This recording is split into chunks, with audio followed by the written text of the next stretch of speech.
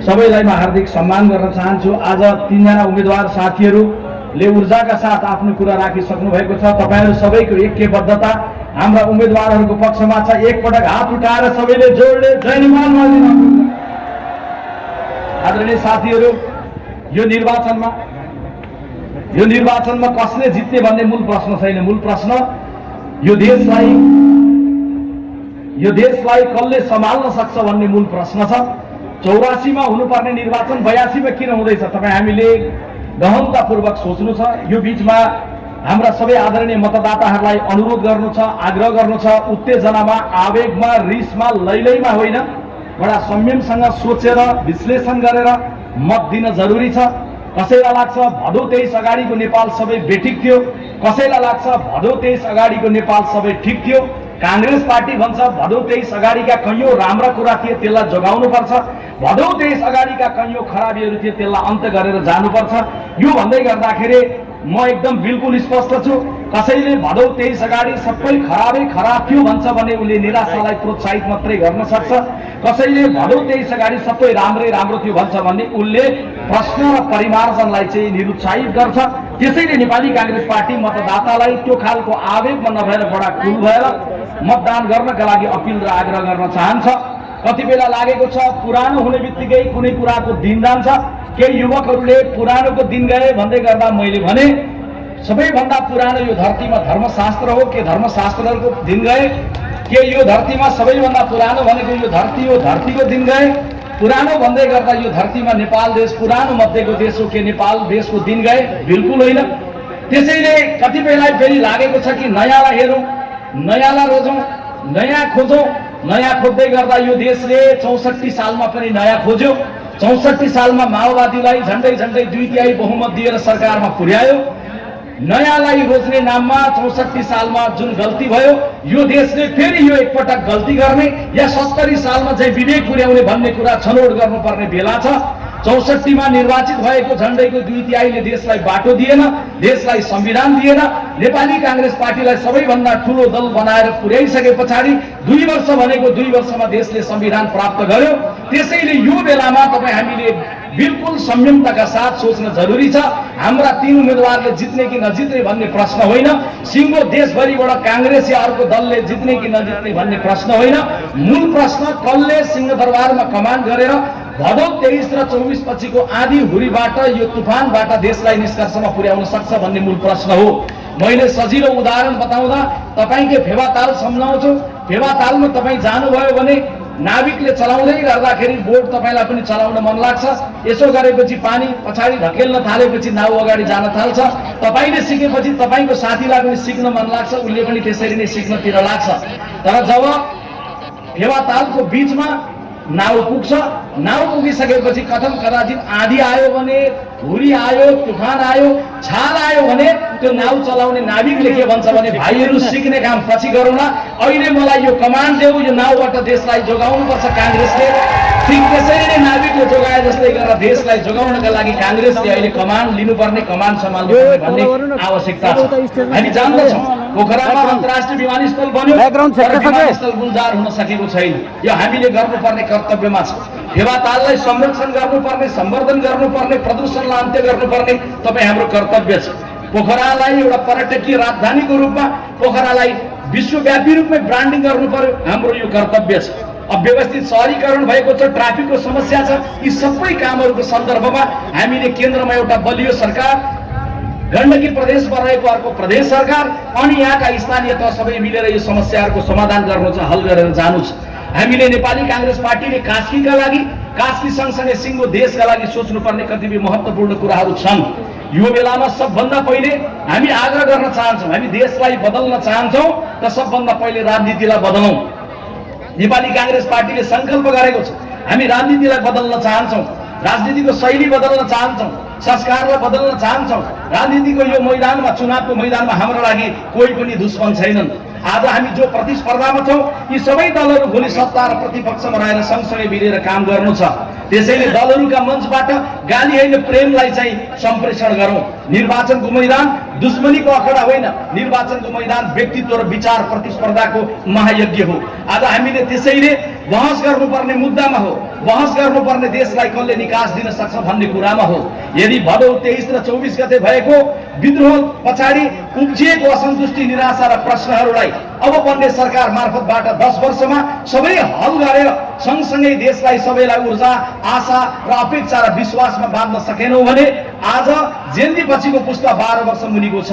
त्यो पुस्ता जो 8 वर्षको होला 10 वर्षपछि 18 को हुन्छ, जो 12 वर्षको होला 10 वर्षपछि 22 वर्षको हुन्छ। अबको 10 वर्षपछि 10 वर्षभित्रमा देशलाई समुन्नतिको एउटा उचाइ र विश्वासमा हामीले लान सकेनौँ भने त्यो बेलामा अल्फा त्यो पुस्ताको नेतृत्वमा अर्को विद्रोह हुन सक्छ। के हामी स्वीकार्न सक्छौँ फेरि 70-75 जना आमाहरूको काख रितिएको?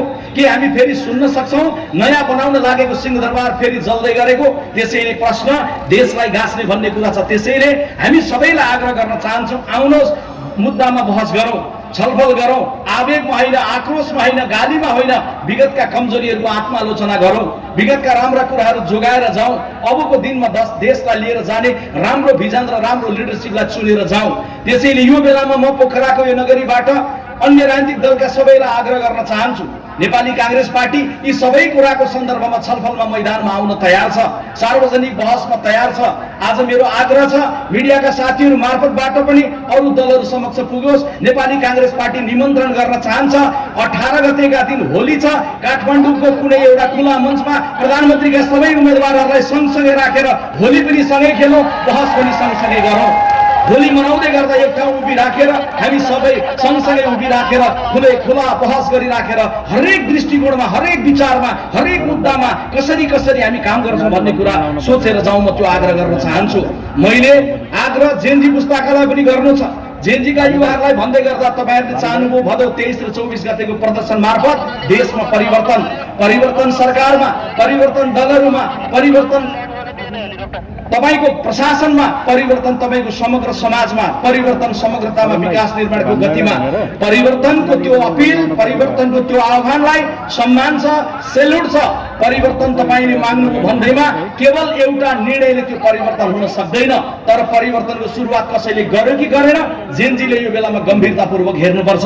यदि परिवर्तनको सुरुवात कसैले गरेको छ भने तपाईले विश्वास गर्नुपर्छ, जो बदलिन्छ उसले बदल्न सक्छ भने तपाईले विश्वास गर्नुपर्छ। म जान्दछु तपाई सबले जान्नुहुन्छ यो देशमा कसैले परिवर्तनको सुरुवात भदौ 23-24 पछि गर्यो भने, आफै भित्रबाट परिवर्तनको सुरुवात गरौँ भन्यो भने सबैभन्दा पहिले अग्रपन्थीमा उभिएर नेपाली कांग्रेस पार्टीले विशेष महाधिवेशन गरेर गगन थापालाई सभापति बनाइराखेर, प्रधानमन्त्रीको उम्मेदवार बनाइराखेर एउटा बदलिएको राजनीतिक दलको रूपमा लिएर आएको छ। त्यसैले पुरानो रोज्नु पर्यो, पुरानो कम्पनी रोज्नु पर्यो भने कांग्रेस हो, बदलिएको दल, नयाँ ऊर्जालाई रोज्नु पर्यो भने त्यो कांग्रेस हो। त्यसैले त्यो कांग्रेस सबैलाई आग्रह गर्न चाहन्छ, चुपचाप फलानो चिन्हमा छाप होइन, प्रश्न गर्नुहोस्। प्रश्न र प्रश्न पछाडि तपाईको सन्तुष्टिपछि तपाईको मत हामी चाहन्छौँ। नेपाली कांग्रेस पार्टी यो देशको आसनमा पनि बदल्न चाहन्छ, शासनमा पनि बदल्न चाहन्छ, व्यक्तिले गर्ने भाषणमा पनि बदल्न चाहन्छ।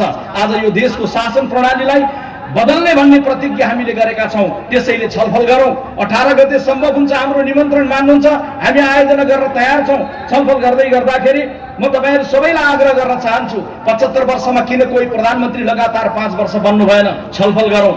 अब बन्ने प्रधानमन्त्री 5 वर्ष टिक्न सक्ने कि नसक्ने, कसरी टिक्ने, कुन पद्धतिले टिकाउन सकिन्छ, छलफल गरौँ। मेरो व्यक्तिगत प्रस्ताव छ, सबैभन्दा ठूलो जितेको राजनीतिक दल, सबैभन्दा बढी सिट लिएर आउने दल, समानुपातिकबाट सबैभन्दा बढी सिट, प्रत्यक्षबाट सबैभन्दा बढी सिट ल्याउने दललाई पुरै 5 वर्षलाई देशको शासन सत्ता सुम्पिनलाई के अन्य राजनीतिक दलहरू तयार हुनुहुन्छ? सबैभन्दा ठूलो दल जुन बन्छ त्यो दललाई बहुमत नपुगेन भने समानुपातिक तर्फबाट बुझाइएको सूचीको विनर स्टेट अलको थ्योरी बमोजिम सबैभन्दा उसलाई नपुगेको सिट संख्या दिन के तपाईहरु तयार हुनुहुन्छ? कांग्रेस दोस्रो दल भयो भने सम्पूर्ण रूपले प्रतिपक्षमा बस्नका लागि तयार भएर छलफल गरेर डकुमेन्टमा हस्ताक्षर गर्न तयार छ। के दोस्रो दल भन्यो भने सरकार बाहिर बस्नलाई हस्ताक्षर गर्न तयार हुनुहुन्छ? आज आउनुहोस्, एउटा सहमति गरौँ। सहमति गरिराखेर देशलाई 5 वर्ष टिक्न सक्ने प्रधानमन्त्री पद्धतिमा लिएर जाउँ भनेको प्रधानमन्त्रीलाई नपुगे बहुमत समानुपातिको सूचीबाट देऊ, त्यो प्रधानमन्त्रीलाई विज्ञ सहितको मन्त्रीमण्डल बनाऊ भनौँ, त्यो प्रधानमन्त्रीलाई 2 वर्षसम्म पछाडि फेरि विश्वासको मत ल्याऊ भनौँ, त्यो प्रधानमन्त्रीलाई कामहरूको आधारमा परीक्षण गरौँ।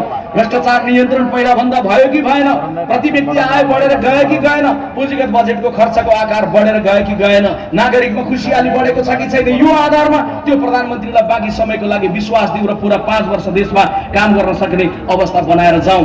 आज हामी यो राष्ट्र निर्माणका लागि सबैभन्दा मुख्य कुरो नागरिकको बल होइन, नागरिकको मनोबल उच्च बनाउन चाहन्छौँ।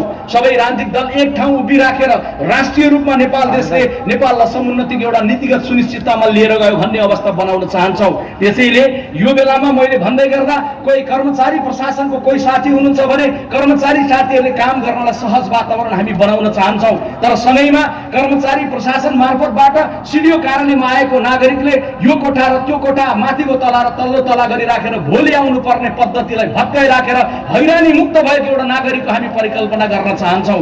त्यसैले नेपाली कांग्रेस पार्टी कर्मचारीको पक्षमा पनि उभिन्छ, नेपाली कांग्रेस पार्टी त्यो सेवाग्राहीको पक्षमा पनि उभिन्छ। कोही शिक्षकहरू हुनुहुन्छ यहाँ, शिक्षा विधेयक मागिरहनु भएको छ, हामीले संकल्प गरेका छौँ। कांग्रेसको विशेष महाधिवेशनबाट बनाएको डकुमेन्टमा संकल्प गरेका छौँ कि यदि संसद बसिसकेपछि पहिलो सदन सकिँदा नसकिँदै हामी त्यो सदन मार्फतबाट त्यो विधेयकलाई टुङ्ग्याएर जान चाहन्छौँ।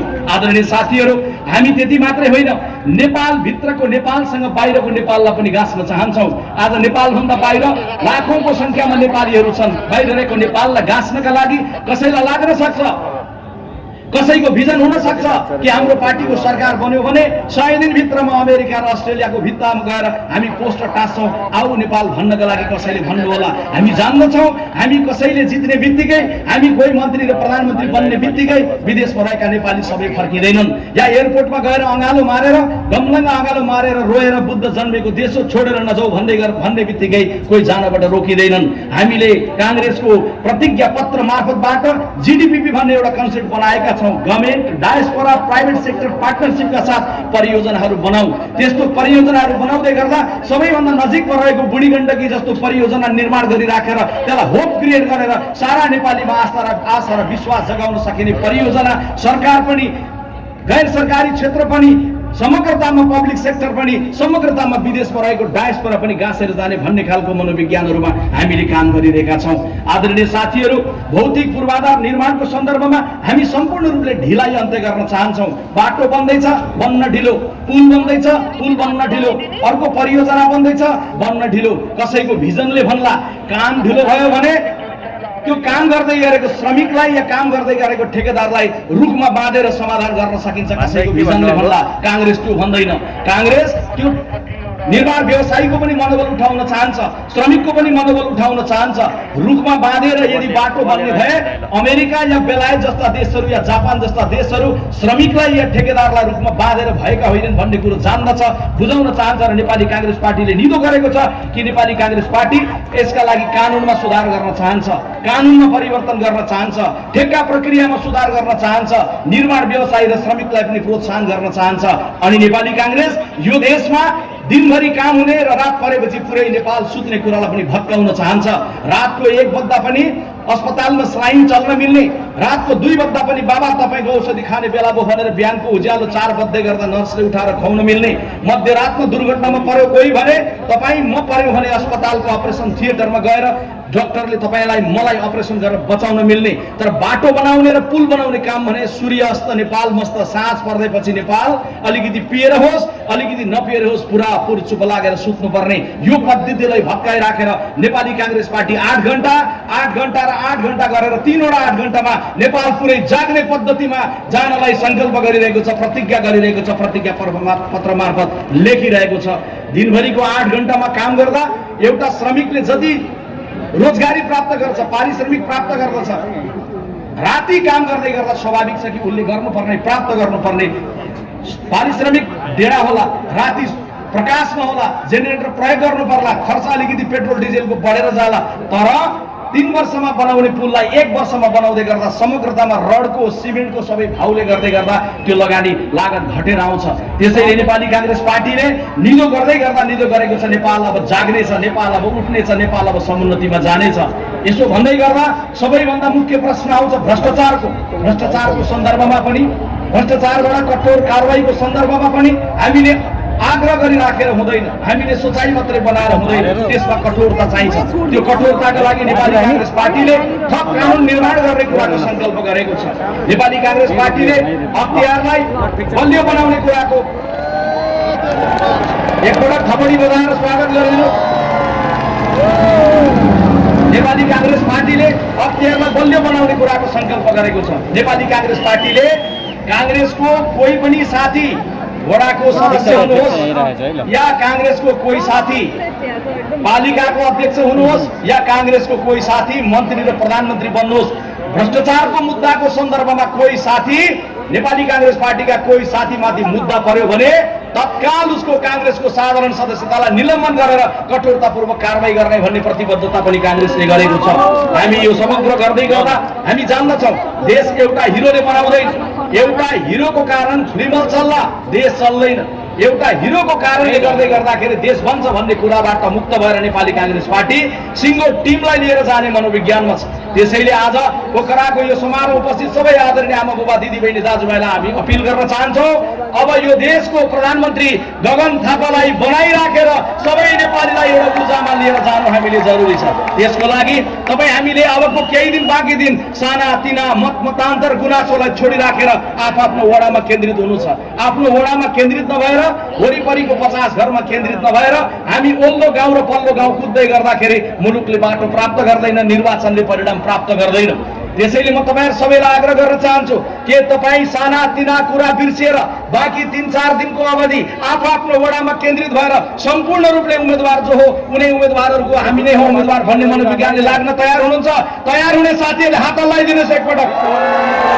तपाईँ हाम्रो अभियानलाई अगाडि बढाउन तीनटै उम्मेदवारलाई उम्मेदवारका रूपमा विजयी गराएर जानका लागि म आफै उम्मेदवार हो भन्ने मनोविज्ञानमा उम्मेदवारलाई अनुमोदन गर्न तयार हुनुहुन्छ? तयार हुनुहुन्छ भने जोरदार थपडी बजाइदिनुस्, जोरदार थपडी बजाइदिनुस्।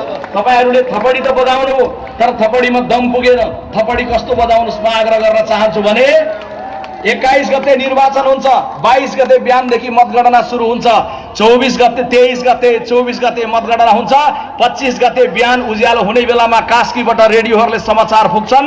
कास्कीको 3वटै क्षेत्रबाट रुख चिन्हका उम्मेदवार भारी मतले विजयी।